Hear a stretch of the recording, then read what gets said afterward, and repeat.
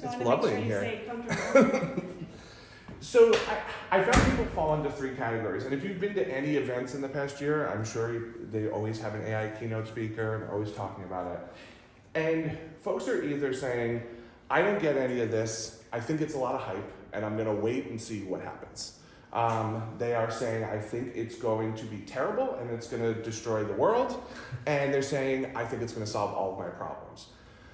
With everything else, the truth kind of lies somewhere in the middle there. So whatever category you're in, hopefully this will be relevant to you. Because what I want to talk about is kind of just demystifying a little bit. The media has gone crazy with this, and it's really hard to figure out what's real and what is hype. And by the end of this, I want a couple of things. I want for folks to actually care about this and go back to your organizations and go do some own personal thinking on this and really wrestle with it, because yes, there's some element of hype to it. Yes, there's risk to it. Yes, there's awesomeness to it. But regardless, it is coming with force. Billions and billions of dollars are being put into this from every major organization. So even if you think it's a little bit of hype, there's a lot of reality to it.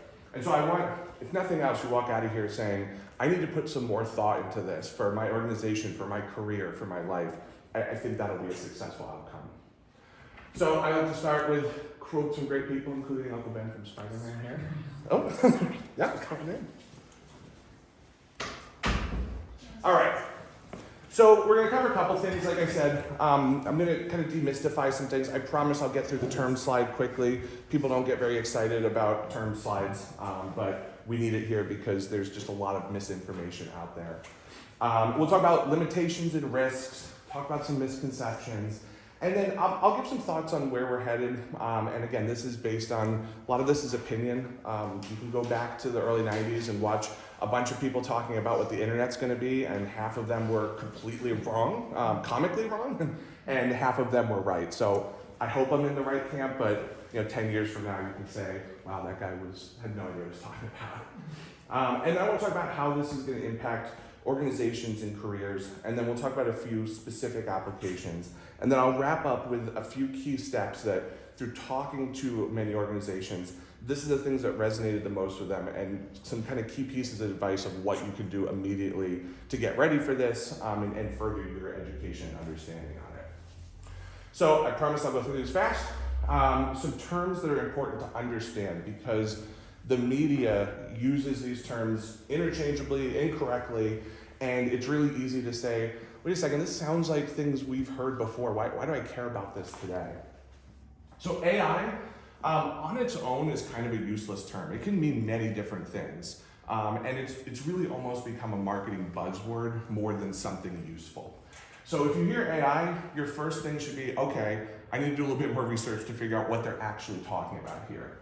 Because we've had AI forever. I mean, Facebook has had an amazing AI algorithm that sucks our attention and delivers us ads.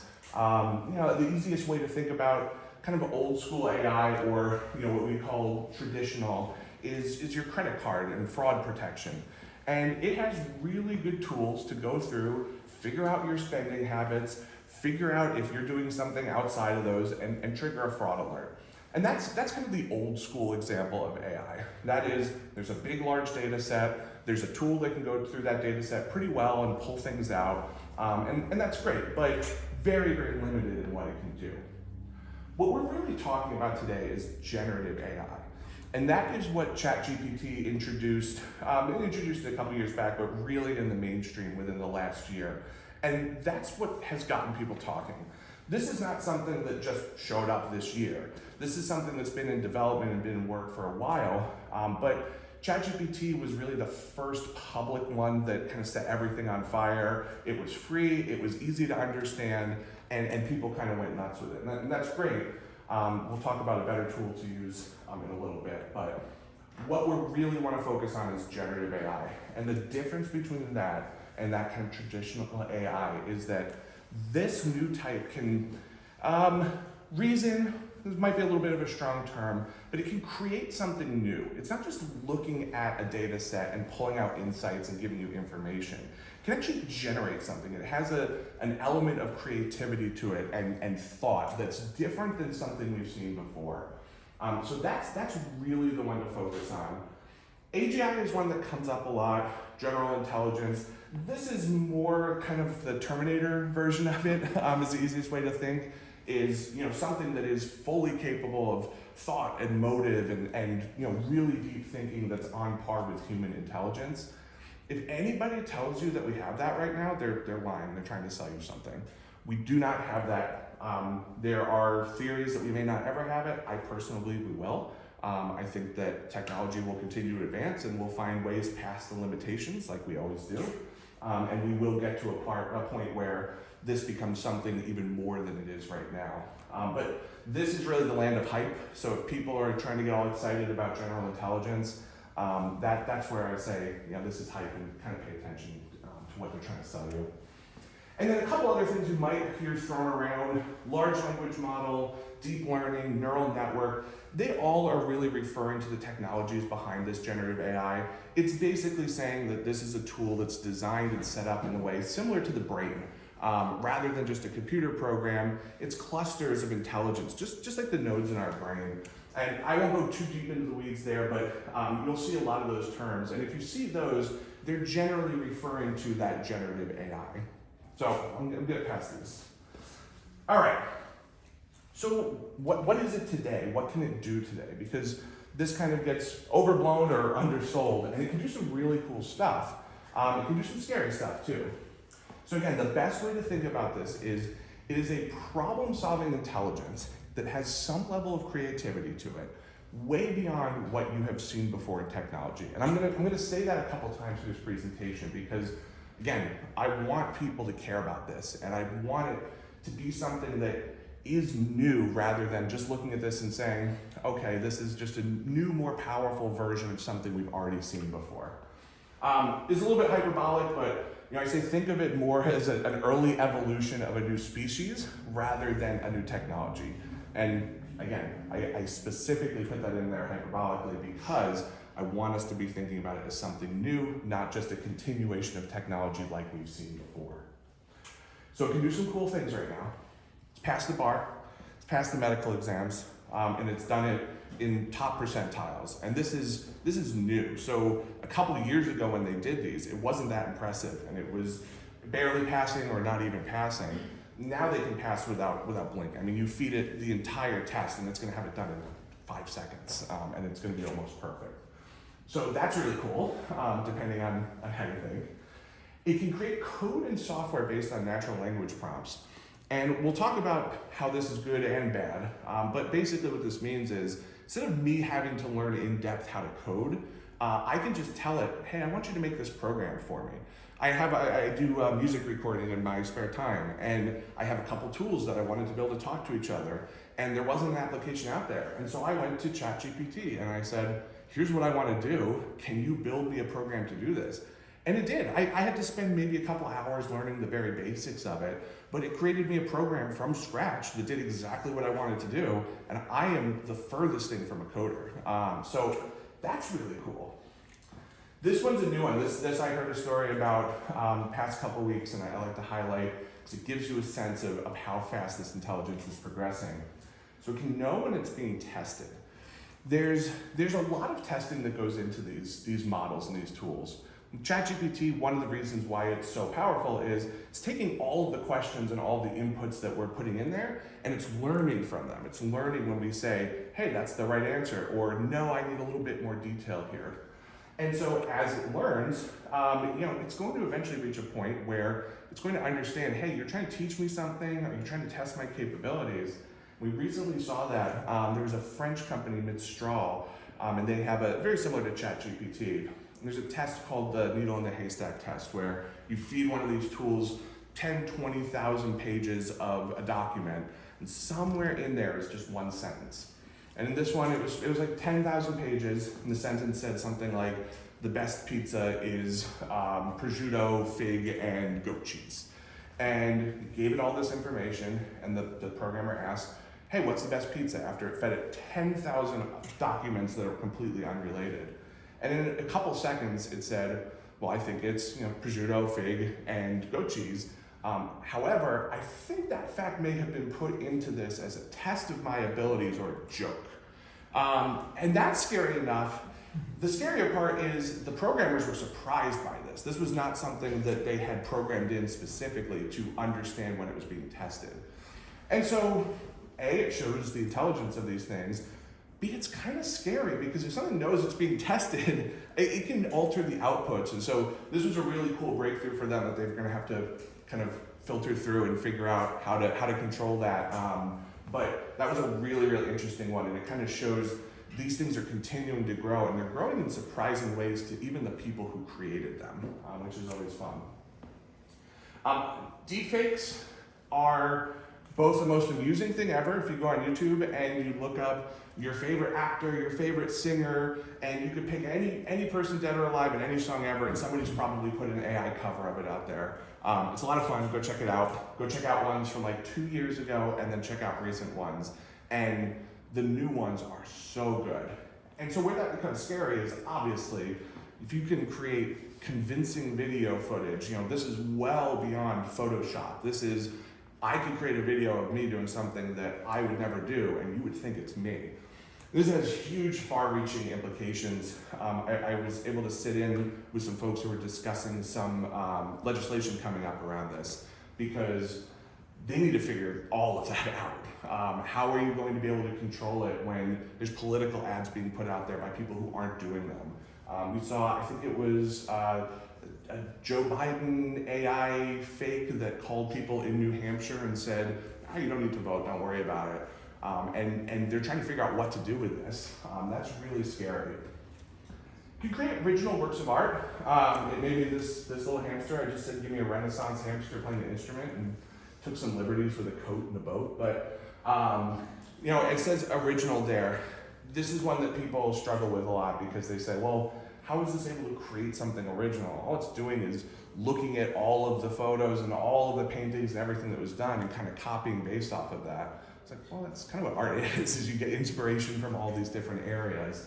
And then we'll talk a little bit more about this unfortunate one, which is that it is able to develop and execute full end-to-end cyber attacks. The good part of it being able to code me a cool little program to work with my recording, this is the bad side of it, is that I could also go on and say, hey, I want to target this person, make me a phishing email, make me the payload to deliver to them in an attachment, and send it off. So some concerns there for sure. There are limitations to this right now, and these are really, really important to learn because, yes, I'm going to show you some great tools that you can use today and put in place, but every single one of them is going to have these fundamental limitations to them. The first and biggest one that will be probably the largest challenge to solve to get to that more general intelligence is they do not have a tether to reality. The best way to explain this is if I ask ChatGPT or any AI program right now what color the sky is, it's going to say blue because it's pulling from all of the data online that says the sky is blue. If I could wave a wand and change every reference on the internet of the sky being blue to the sky being purple, and confidently tell me the sky's purple because it doesn't have eyes, it doesn't have that tether to reality. And so you have to understand that this is something that's going to sound like it's responding to you like a person, like a true intelligence, but it's really just gathering all of that data that already exists and making assumptions and feeding you what it thinks is relevant to you. So remember that, and it will do it very, very convincingly. There was a case in New York where an attorney was putting together arguments, and they put together arguments based on ChatGPT, not an application specific for law or anything like that. And they went and presented it, and the judge pulls them in afterwards and goes, I can't find these cases. Like what the stuff you're referencing doesn't exist. Well, ChatGPT had made it up. And we went back and asked ChatGPT to give him the references for it. It made up the full cases too. So they were pulling things from, people said they think it was taking inspiration from Grisham novels and old cases and stuff like that. But it did it really convincingly. It said, nope, this is it. Here's the case. Here's everything. And this attorney just said, looks good to me.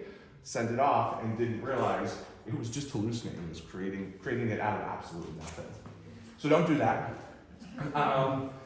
There are biases in the training.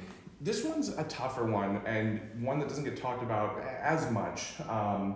But anybody who's building these tools, they're humans, they're organizations with their own agendas and their own thoughts about how the world should work.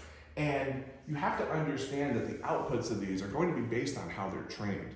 So anytime you're using one of these tools, it's important to understand the company behind them, who's making the tool, and are they trying to put anything in there to influence you one way or the other, or are they going to omit things that are important to you? This is a really big one right now with a lot of health and human services departments, where there's some tools out there that they're using to try to make policy decisions. And there's great benefits to that. I mean, they have limited resources, and these can really help grow those.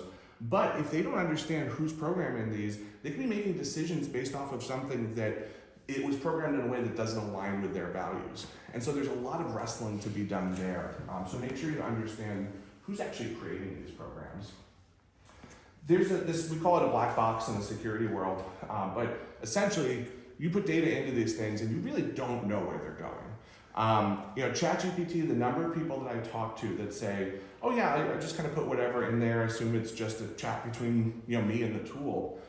That is not true. Everything that you put into those publicly facing tools is being used to train those models. And the easiest and most horrifying way to think about it is, ChatGPT, anything that you're not paying for to have explicitly your own instance of, which we'll talk about, you have to assume that anything you put into that is going to be available on the internet someday, because that's you just don't know what's going on in there. So again, that black box is a little bit scary. This is not something that we can really do anything about, but it's important to know that when you're looking at the trend of technology that's advancing, you have to look at what the potential roadblocks are going to be. One of the biggest ones here is the amount of power and processing that's required to do this kind of work. Microsoft just announced a $100 billion supercomputer that they're building to work with this stuff. And they don't know where to put it because they've reached this point where to continue to grow this intelligence, any state that they would put this equipment in would have detrimental effects on the power grid. It uses so much power that even plopping one of these data centers in Texas, and they would have to build power plants to actually power it. So that's why, part of why you see so much of the money going into this is they're trying to figure out how to do it for less power, for cheaper. For folks that haven't been paying attention to things like NVIDIA stock, the reason that's been going crazy is because they're one of the primary makers of the chips that program these tools. So we'll see how that all pans out. We're in an interesting, from a global point of view, we're in an interesting place where we have basically the leg up on the thought behind it, the programmers, the talent to build these things, but that China and a few other countries have the power when it comes to actually building the chips that are needed to do this. So it'll be interesting to see how geopolitics kind of play into all of this and either stall things or move things forward. And then, there's this open question on alignment. Is this developing in a way that's good for humanity? That's kind of outside the scope of what I can speculate on, but just look at the internet, and so much good came out of that, but so many unforeseen challenges, foreseen challenges, issues. It's going to be the same. It's very similar to that, where yes, there's going to be good, but there's going to be a lot of bad. People are probably going to be more likely to focus on the bad, and so I want to make sure we highlight the bad and the scary, but I don't want you to think that I'm trying to scare you away from AI, because you just need to know all the different elements of it. So security risks. I'm going to talk a bit about security later on too, because what these tools have done is they've made it so much more important to have a foundational level of security at every organization and frankly every person who's online. They are going to be doing things like pushing out massive social engineering campaigns that we've already seen. You think, the back in the day where the prince reaches out to you and says, help me, easy to figure those out. These are going to be very, very convincing. We've seen some phishing attempts, and everybody's probably sick of hearing, don't click on the phishing link, don't respond to people who are emailing you, don't click attachments. This is going to make it so much harder to detect, and we've already seen phishing emails come out that look super, super convincing. Something that you can do to play around with is, I did this for our CEO, Ryan, and I went and grabbed a bunch of publicly facing documents he'd put out, just writings that he had that anybody could go grab from the internet. And I put it into ChatGPT and I said, can you write me an email in this person's style? And the email that it wrote, I've read hundreds of emails from Ryan. It looked exactly like one of them. It would have been hard for me if I got that email and it had a convincing ask at the end to give him something, give him access or something like that. I might be fooled, and that's really scary. There's more tailoring to the phishing attempts too. So what we've seen recently is, I would call it more like opportunistic phishing. So you'll get something that's going to go out to 1 million different people. It's going to be fairly generic. It's how we train people to look for them. We say, hey, look for generic asks, look for things that don't look like they're targeted to you, because these attackers don't have time to go target every individual person. Well, with AI tools, now they do. They can go out and they can get a database of people. They can target specific professions. They can target specific roles within those professions and say, hey, I want the HR people at a legal department or the finance people at a government agency or something like that. And they can target them specifically without even having to do the work themselves. These tools can go do research on those individual people and then craft a phishing email or a social engineering attack that will be very relevant to them based off of stuff that they posted, who they are. It'll be so much more difficult to detect. And they use things like, we talked about the deep fakes.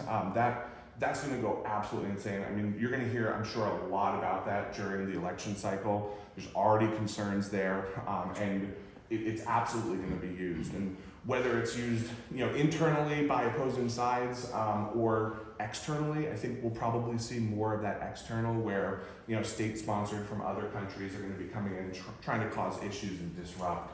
And so, if your speculation was low to begin, or skepticism was low to begin with, I would jack that up, increase it. We should be more skeptical, unfortunately. And there's just a general lower barrier to enter the hacking world. Back in the day, you actually used to have skills. You had to know how to do something to get in. Now, I need $200 a month and I can get access to this Worm GPT program, which is a jailbroken version of ChatGPT. And I can have it create me all sorts of nasty stuff. This is that tool I was mentioning that I can just go on there and tell it to make me a phishing campaign and make me something nasty to put in somebody's attachments. And I don't need to have that deep knowledge of coding or hacking or anything like that. And so we'll just see a lot more of that, because maybe there's people out there who wanted to get into this but didn't have the skill sets, and now they don't need to. They can do it without. So some common misconceptions that I hear talking to folks often about this. AI is a tool that's like everything else, and it's going to follow patterns. It's going to get a little bit better. It'll kind of increase incrementally throughout the years, and it'll be something that, eventually, like the iPhone, we're all excited about the first couple iPhone releases, and now the iPhone 20, whatever it is, comes out, and you're like, all right, cool, it's not that different. That's not how AI is going to progress. It is progressing much more rapidly and much more exponentially. It's coming for our jobs today. No, I'll talk about some of the jobs that I think are at a higher risk. There will be some replacement, but it's not as immediate as I think some places are talking about. AI is going to solve all my organization's problems. Many times I talk to people, and after this they say, all right, well, can you come out to my business and give us AI? And that's not really how it works. My organization is ready for this. This is one that I think a lot of places think, and they say, all right, all these tools are here, this is great, let's get them in place. If you don't have a foundational level of security, and if you don't have your data in order, you are not ready for AI. All of those tools are going to introduce additional risks, and they're going to require that your data be in one place to get the most out of them. So I'll talk a little bit about that. And then, we should focus on the fear of AI becoming sentient and becoming the Terminator and destroying the world and all that stuff. It's a fun, Friday night thought experiment with your friends. But people focus on this one a lot, and the media likes to focus on this one. Think more about how it's going to impact your career, your organization, the people around you. Don't worry so much about that, because A, we're not there, we may never get there, and B, if we are, there's probably nothing you can do about it anyway. So we're not focused on that one. This is where we get into the speculation part, and where 10 years from now you can look back on this either fondly or laughing. But regardless, we're going to go through this. If people haven't seen this, I love this this graph. It's basically showing how hype plays out, and it's so easy to fall into the hype and to either not care about something or get so excited about something and then disillusion. And I talk to a lot of people right now who are kind of in this period. So the way that it works is, something new comes out, technology, in this case AI, ChatGPT kind of launched all of that. And people go nuts for it, and it looks like it's the greatest thing in the world, and every conference ever talks about it. And then you get to a point where people are kind of saturated with it, and maybe not all the promises at the beginning were playing out the way that you thought they were. And so you start to say, all right, I'm gonna just kind of cool off on this, and I'm gonna wait and see for things to pan out and not really make any decisions or any changes to my organization. And they fall into that kind of disillusionment. And that's where I think a lot of people are today. Either they're somewhere over here where they're still learning about it, and that's great, or they've learned to a point that now they're just kind of waiting for something to happen. I want everybody to be thinking one step beyond, to when things kind of even out, and that this is something that is going to be part of every business, every organization. It's going to touch every person, even people who aren't working are going to be impacted by this in some way. And so the biggest mistake that anybody can make right now is to just kind of hang out in that trough where you're waiting for something to happen. So I want to make sure that that's stressed, because I definitely talk to a lot of people who are kind of tired of hearing about all this. As I mentioned, we're in they call them the IQ wars. There's a bunch of different names for them, but it's basically the billions and billions of dollars that are being thrown into this. And you've got the big players, Google, Meta, Microsoft, OpenAI and Microsoft kind of work together on that. But if you go, there's hundreds and hundreds. Every day there's new startups coming into this world. And this is where you have to be careful, because everybody's attaching AI to everything. People are renaming their companies, something AI. And just be really, really cautious, because a lot of times they're just rebranding stuff that they've already been doing before that isn't adding anything new and charging you more for it. But sometimes they're putting in some new valuable services. And I've talked to people who are using tools like QuickBooks, where they don't even know that, there's AI assistants that have been added to that, and you don't have to pay anything extra for it. So you gotta run that balance of, look for those things that you use and look for the AI integrations in them, but be skeptical about it and make sure that it's something that's actually valuable and is using this newer generative AI versus them just repackaging a good database for you and calling it something like AI. There is no reason to expect this to slow down anytime soon. You may see these kind of dips where there might not be as much new consumer technology coming out around it, but behind the scenes, unless something major shifts in the world, this is an arms race that's not going to stop. Again, all you have to do is look at the money that's being poured into this to get a sense of how serious these organizations are taking it. So how we think that this is going to play out is thresholds. Like anything else, it's not going to be an overnight shift. Even though this technology has really just exponentially grown over the past year, there's still going to be phases to how it plays out in the world. And we think it's going to be these rough thresholds. The first hurdle to get over is building that smart enough AI. And specifically say smart enough, because it doesn't have to be that super intelligence. It's just be better than what exists. And arguably, we've done that. There are still a long way that these tools can come, but right now we've got smart enough to start using it. So we've already kind of blown through that first threshold. The next one is using those tools to connect to software, processes, things that we do every day. And we've already seen that. I'll show you some examples, but most major applications have added or are adding slowly some kind of AI, either assistant or tools to help you navigate. Microsoft is a good example of this. For anybody who's a Microsoft user, they've introduced Copilot. You've seen this pop up on your Windows machine or part of your Microsoft subscription. And Copilot is designed as a suite. It's basically an AI assistant that's supposed to help you with each element of Microsoft. So, for example, if I pull up an Excel spreadsheet and I say 10, 15 tabs, a whole bunch of data in it, and I don't want to have to go through that, I can actually go to Copilot and I can just type in, hey, here's what I'm actually looking for in this. Can you highlight these cells? Can you give me a summary? Very, very cool. With Microsoft Teams, if I'm in a meeting, it can be sitting there and essentially taking notes behind the scenes so that when I get out of that meeting, it gives me a report of all the action items, anything that's been assigned to me. If I have notes that I want to be taking during it, I can just ask those questions and it's going to be taking those notes for me. So like things like that are where the power exists today, and a lot of people I talk to don't realize that you may actually already have that as part of your subscription. You almost certainly, if you're using Microsoft, have access to their version of ChatGPT, which is called Copilot Chat. This is something that I would highly encourage. If you've played with ChatGPT, or even if you haven't, go to your Microsoft account and see it. If anybody's interested after this, I can show you how to figure out if you've got it. But it's essentially a chat tool powered by ChatGPT. But unlike ChatGPT, where I said, please don't put any personal data in there, this is okay to use with confidential data because it's part of your individual Microsoft subscription. And this is really the thing that I want to stress when it comes to leveraging these type of tools for work in your organization is you need to make sure that when you're getting these, that they are not sharing that data outside, that they're not using what you're asking to train the model, and B, that you understand very clearly the source of the data that it's getting. So we'll go back to that lawyer as an example. And for that lawyer, he used ChatGPT.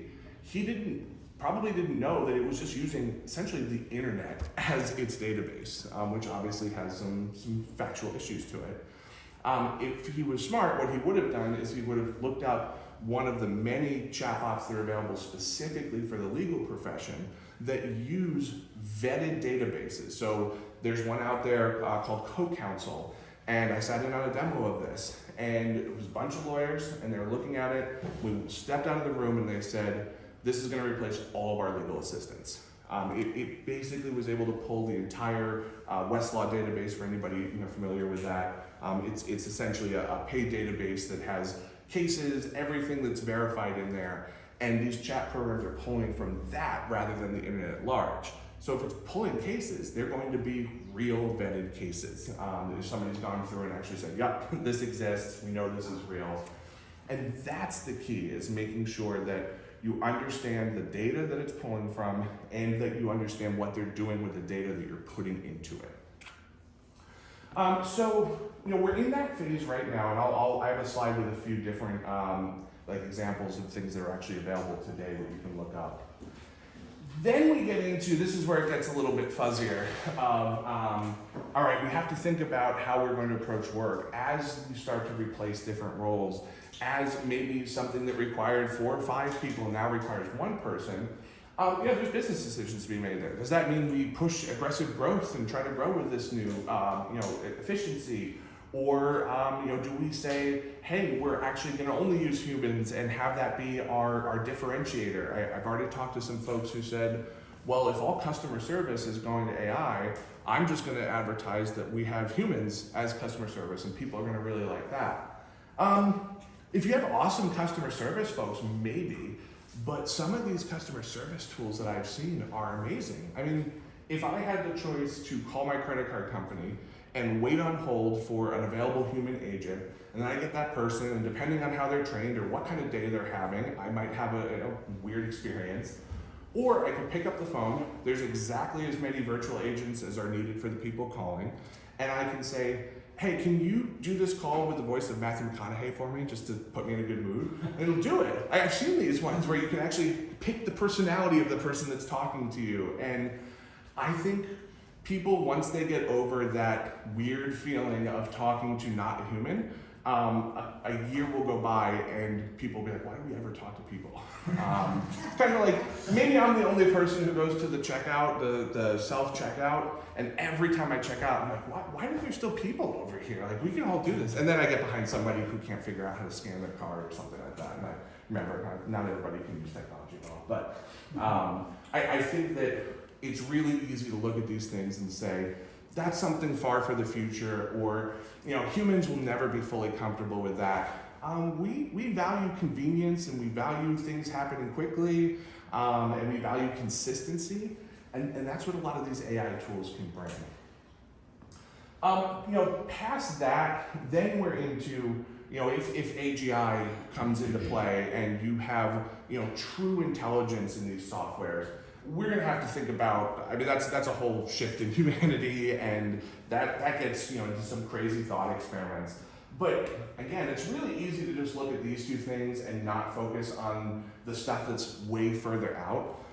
But we're in a place where the world in general needs to figure out this stuff. So every single person, and especially if you're a business leader and you're making decisions for employees and for your customers, decisions that you make are going to influence the wider world. So if you're not thinking about what to do when that general intelligence is created, if that happens, you might be behind. So, it's really about where you put your focus.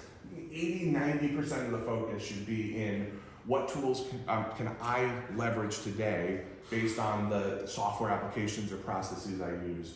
But you need to have 5 or 10% of your thought way out towards the future, because again, this isn't changing, it's coming, and people are going to be caught off guard if they're not thinking about this now. And so the easiest way to think about this is, the 3 different phases it's going to go through is enhancement, replacement, and revolution. So enhancement, using tools we already use today, but adding in some of that AI. Replacement is, we are going to replace some roles. We'll talk about a few of the ones I think are most likely. And then revolution, whether that's revolution of the robots or revolutions of humans against technology, or my hope, which is that we all figure out, hey, we can use this stuff to take the drudgery out of work and life and focus humans on creative pursuits and things that I can't imagine technology ever replacing. There's a major difference between intelligence and creativity. And I think that true creativity is a domain of humans, at least for the foreseeable future. And so that's my hope, is that eventually we realize, all right, rather than trying to use this to squeeze every last bit of productivity out of people, we can just make people a lot happier and still get everything done that we need to get done. Probably way too optimistic, but definitely my hope. So these are industries, it kind of seems like there's most industries on here, and I think most will be impacted at some point. But there's a few key ones that are definitely facing transformation. And I say transformation because, again, I hope to look at it as a good thing, and I hope that we can look at it and say, we can take our healthcare workers and take out so much of the stuff that they have to do that's not directly impacting patients, offload that, and allow them to do what their passion is and what is really needed. And so, same thing, psychology, a lot of those really big fields, the hope is this will come and it'll take out that drudgery, but we'll see how much of it that happens versus things like, Walmart. There's a pilot program in some Walmarts where there's a clinic that you can go to, and it's an app on your phone. There's no doctors there, there's no humans there. You subscribe to this app, and if you're shopping at Walmart, you say, I want a checkup. And you go into this room, and there's scanners and devices and stuff, and you sit down, and you are given a full virtual checkup, and the AI tool is making assumptions, and certain thresholds will send it to an actual doctor, but for the most part, it's basically an app-based doctor. I don't love that. I have not visited one. I don't know that I would anytime soon, but that's the other way things can go.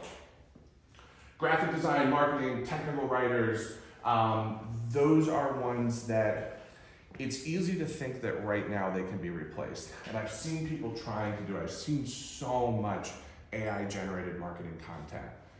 Don't fall into the trap of just letting AI do all of your marketing for you.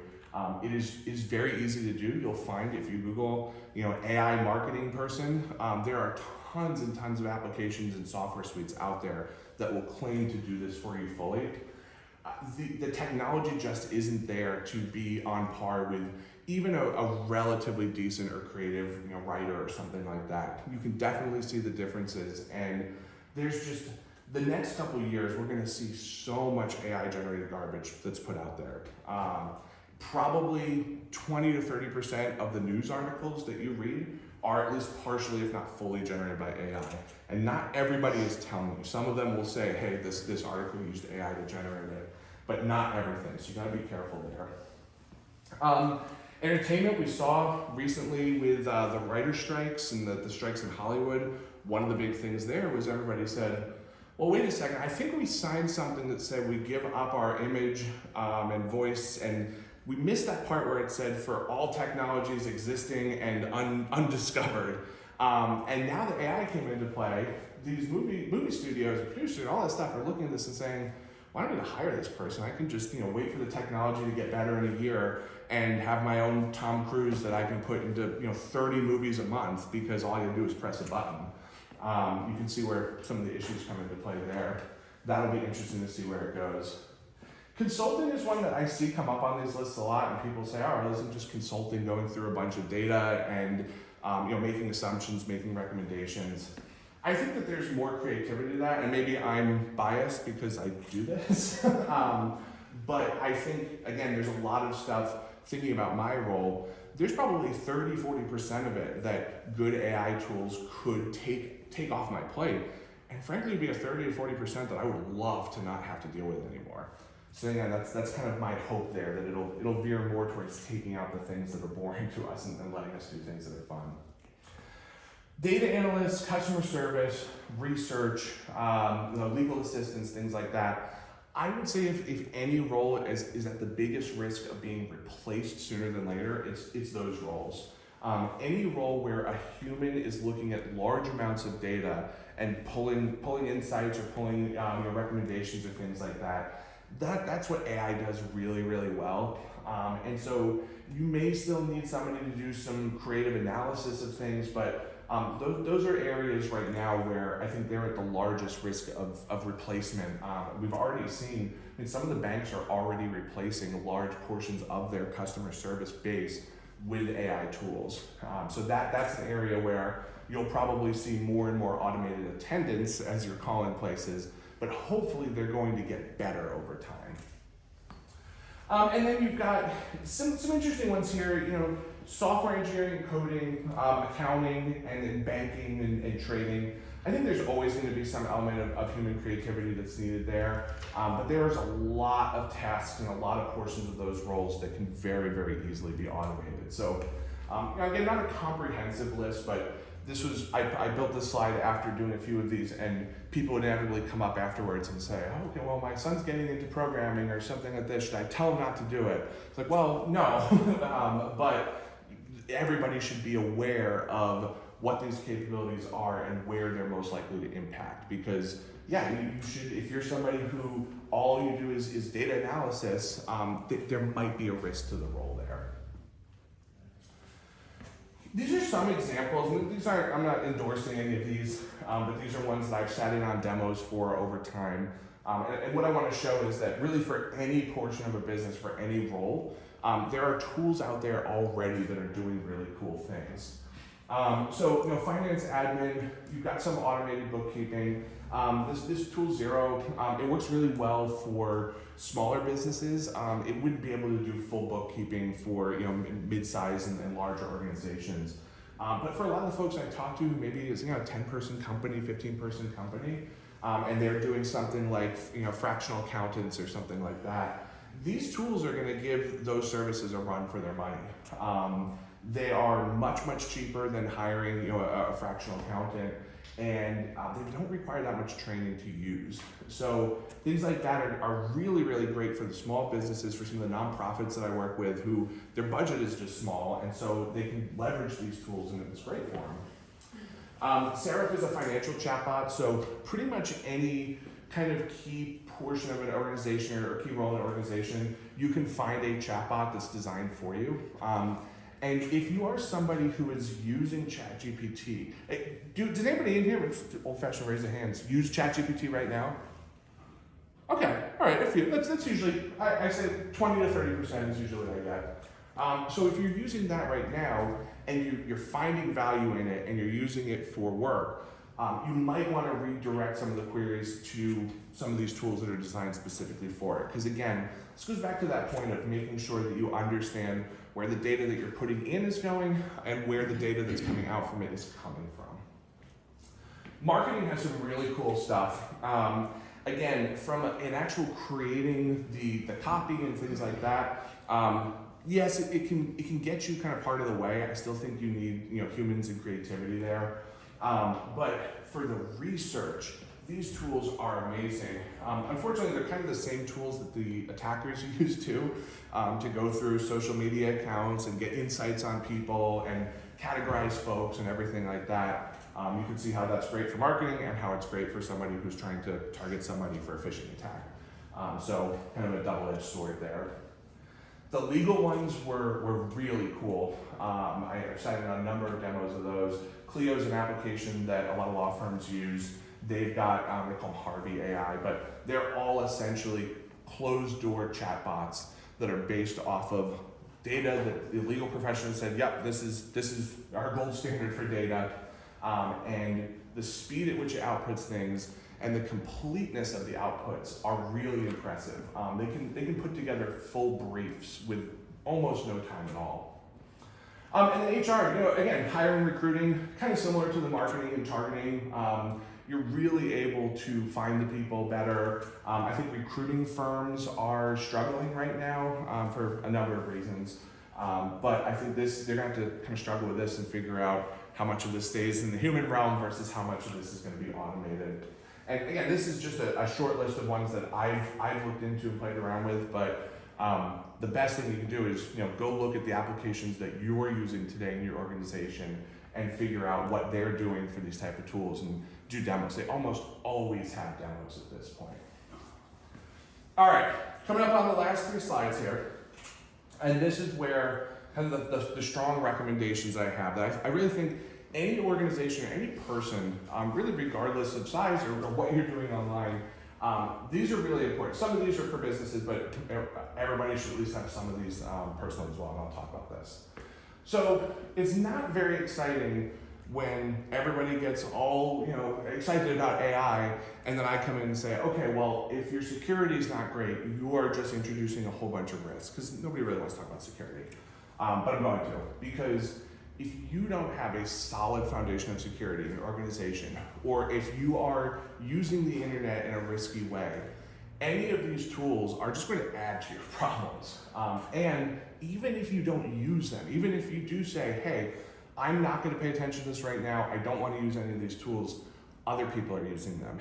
The bad people are using them. And so you more than ever, you need to be protected against this stuff. So this is just my short little soapbox of everything security that people should be doing. Multi-factor authentication on absolutely everything. If you still have a account that has anything you care about behind it, that has only a password protecting it, it's not a protected account. The tools to break passwords have gotten better and better, and like with everything else, AI is helping those as well. And so any password at this point, if you have a really long one, you're a bit more secure, but if you don't have multi-factor authentication, even something like your social media accounts, people always tell me, I don't really care, it's just my social media. Man, as an attacker, if I can get into your social media accounts, I've got so much that I can use against you and anybody that you're connected with. So multi-factor authentication, you do still need unique passwords just because they're not great. If you're using the same password on everything, it probably means you need a password manager. There's a number of those out there. LastPass was a big one. They've been breached like 4 times now. So my current recommendation is something called Bitwarden. It's a few bucks a month. It's 100% worth it. It'll make your life easier. And I guarantee you, if you're not using one of these, you're either using the same passwords across multiple accounts, or you have a text file on your computer or something like that with all of your passwords, and those are bad. What was the name of that? Bitwarden is one. Bitwarden? Yeah, 1Pass is another one. The question I get often is it safe to store my passwords in a browser or in my Apple? You know, if you just say Google Chrome, remember my password. Unfortunately, no. We have seen there's actually specific attacks where they're looking to gain access to your computer through an attachment or something like that. And we've seen it where even with security tools, some of these tools can get in about half a second. They can pull all of the passwords that are cached on your Internet Explorer, Google, and all of that. So if you're storing your passwords locally like that, it's not secure anymore. The good news is those password managers, as soon as you set them up, they will say, hey, can we go pull all those passwords out of your browser, put them into the password manager, and that way you don't have to go re-enter everything. Highly, highly recommend that. For organizations, endpoint protections, and this is different than antivirus. Antivirus alone is no longer sufficient. If you just have like Norton on your computer or something like that. The reason is AI. It used to be that somebody would create a piece of malware, and maybe a couple people would get it. The antivirus company would flag it as something bad, and then if you try to download it, it says, okay, hey, this has been seen out there and it's bad. Well, now when I have access to that worm GPT, the bad version of ChatGPT, I can say, create me an exploit. Now every single day, create 20 new versions of it that are doing the same thing, but the code is different. And the antivirus will never catch up. So you need to fight AI with AI. And things like Microsoft Defender for Endpoint, if you're a Microsoft person, Microsoft Defender is both the antivirus, annoying they named them the same thing, but for organizations, you should be using that. SentinelOne, there's a whole bunch of them out there. If you want to talk about those, I'm more than happy to chat afterwards. But that's a super important point, that if you're only using antivirus, you're probably not well protected. Now for home, do you need a full endpoint protection for home? It would be great if you did. It's a good idea, but it's not as critical as at your organization. Attachment link scanning for email. Again, if you have Microsoft, there's tools built in there. This is if you have like a spam filter or something like that. It's real basic stuff, but it's going to become so much more important because so many of the attacks are still coming in through email. And if you don't have those protected, you're going to be in trouble. Phishing testing and regular training. Arguably, these two things are becoming almost more important than anything else, because these tools, most organizations have some foundational version of them. These tools are very, very strong, and the attackers are opportunistic. They are like the bike thief in New York City, who they're going to look at the rack and they're going to take the bike with the crappiest lock, frankly. Don't have the crappiest lock when it comes to security. And unfortunately, the crappiest lock of all is humans. We are the weakest link in most secure networks, because you can put up all the walls in the world, but if somebody convinces you to open the door and let them in, they're coming in. So the more that people are tested on that and trained on that, the better. Everybody should have a plan for when things go wrong. This is another one where it's really easy to think, all right, I'm doing all the right things. I don't really need to worry about it. Every company should have an incident response and business continuity plan. And that's just something that's on hand, something that's tested maybe on a yearly basis, so that you know, hey, if something goes wrong, we have a plan for this and we've tested that plan. I can tell you, we do a lot of testing of tabletop tests of what happens if we got hacked, what happens if a client got hacked, what happens if our backups die. And there's a level of stress even just doing those tests. And that's the time to feel that stress, not when you're actually in an incident. So I'm a big, big fan of testing out policies and testing out disaster plans that you have in place. And then cyber liability insurance used to be something that was strongly recommended. It is critical. If you are operating as an organization without a strong cyber liability policy, you are asking for trouble, because pretty much every organization is going to have a security incident at some point. You would have to be an incredibly lucky outlier, and you do not want to handle security and the future of your business through luck. So having a good insurance policy, and making sure that somebody who knows these things has taken a look at it. Because I've unfortunately seen a lot of these policies that have so many exclusions or riders that people don't know that they need to protect against things. From what I've seen, the shift has been, you used to be able to go get a cyber liability insurance policy fairly cheap, it used to be pretty simple. They have lost their shirts on claims, and so a lot of things have been broken up, and it's really easy to go in and say, all right, I got my cyber liability insurance policy, and not realize that the biggest risk areas have actually been segmented out and are their own riders. And if you don't have those, you're not protected. So make sure that somebody who knows what they're doing has taken a look at those. Organize and protect your data. This is a really, really critical one that's not fun to do, but you will not be ready for some of these tools if your data is all over the place. So what I mean by that is, if you've got some staff that have laptops, and on their laptops might be some data, and some of them use Google Drive, and some of them use OneDrive, and some of them use Dropbox, and some of them are on the server, that is going to be really difficult for a tool to come in, take all of that data, and do something useful with it. So everybody should be thinking about, how can I get as close to a single source of truth on data as possible? Because A, it's going to make you much more ready for these tools that are plugging into it. B, it's actually more secure.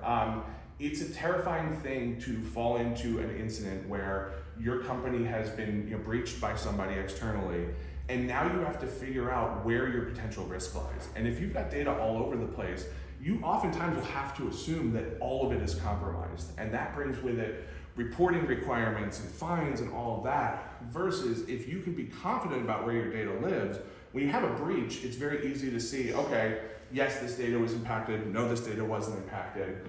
And part of that is getting rid of old stuff that you don't need, archiving it, making sure that your permissions are good, make sure that just everybody in the company can't access the HR folder. It's amazing. This is one of those things that kind of turns into, everybody's got the junk drawer at home, where it was organized at one point, presumably, but over the years, so much stuff has been thrown in. A lot of times when I go into organizations, the data is like that, and it may not even be a big deal. You may say, oh yeah, we know where all this stuff is, it's not an issue. The tools are going to have a hard time with it, and you still have some risk. So make sure you get your data under control. Establish an AI acceptable use policy. This one is very key. So, most organizations at this point should have an acceptable use policy for using the internet, using company technology equipment and things like that. You absolutely need one for AI, because if you have employees who are just using ChatGPT and they don't know the risks, they don't know the limitations, you could be putting your organization at risk by letting them use that. So what you should do instead is, have a conversation with somebody who knows about this stuff and figure out what tools you want to use, categorize the type of data that's okay to use in those tools. So again, you could say, ChatGPT, don't do anything with internal public health or private health information, privately identifiable information, anything like that. Use Microsoft Copilot or Google Bard or whatever one you want to redirect to. But making sure that you call this out specifically and don't just let it be the Wild West when it comes to using these tools. Part of that should be encouraging staff to use this. This kind of goes back to what I was saying before of if people aren't using this and aren't paying attention to it right now, you're going to be behind. And the last thing you want is to have all of your staff not using this stuff and every other organization using it, and now you're behind. So it's very easy to look at the risks here and say, all right, well, our acceptable use policy is going to be, there is no acceptable use of this. And I've talked to organizations who've made that decision, and that's fine, but you will be behind at some point. And so, in my opinion, the smarter move is encourage safe use, do some training with staff. Get them out to a talk like this or something where they can understand all the good and all the bad that comes with it, and then set them those clear guidelines in the acceptable use policy to protect your organization and to protect your data. Part of this should also be establishing some champions in your organization to do some research here, because you do have to spend some time on this. There is a time investment upfront to go through the applications that you use every day and figure out what AI tools they're offering, what third-party tools can be attached to them. Most of the time when I talk to an organization that's eager to implement these things, there's usually a person or a couple people there that are especially interested in this. And give them a little extra, hey, 10% of your job for the next 6 months is to dive in and research this stuff and to do some demos and find out what makes most sense for our organization and our workflow. If you're a larger organization, if you've got a bunch of people interested, cross-functional teams are great for something like this. At Mainstay, we put together a cross-functional team a long time ago for this, where each department is represented, because there's going to be different tools and different needs depending on the department and the work role. So making sure that you've got that set up and that you've given that opportunity for folks to do that research, because somebody's going to need to do it. And then kind of the last thought that I like to leave everybody with through these is, everybody should be wrestling with this, not just on the professional level, but this is going to change, just like the internet changed humanity. It's not dramatic to say this is going to change humanity in good ways, in bad ways, in terrible ways, amazing ways, and making sure that you're not just focused on, okay, this is a tool for work and I'm going to be really narrow about reviewing it. I'm more than happy. I'll send folks who are interested. I've got a whole bunch of podcasts, articles, websites that I pop in on every now and then, just to understand where this is all going and look outside of the organization and see, what is the world doing with this? What laws are being created around this? How are governments dealing with this? And think about how you want to see it shaped, because yes, billions and billions of dollars are put into this by major organizations, and there's nothing you can do about that. But every individual organization is going to make policy decisions based on this. You're going to make hiring decisions based on this. So you have some level of control on how all of this is going to progress. And it's something that really needs to be wrestled with deeply, because there's so much power behind it. There's so much potential for good. And the more folks can steer this towards that more optimistic view of this can take away that drudgery and all the stuff that people don't want to do and really allow humans to be creative and flourish, the more we can push towards that, the better the future I think will be. So that's my spiel. If there's any questions, I'll be hanging around, and if anybody wants to dive deeper on this stuff, I'm more than happy to have individual conversations. We've got some good materials I can send out. We've got an ebook. I've got a whole bunch of links of things that I found useful in my own education and kind of wrestling with on this. So please follow me on LinkedIn, send me an email, or catch me here. Great. And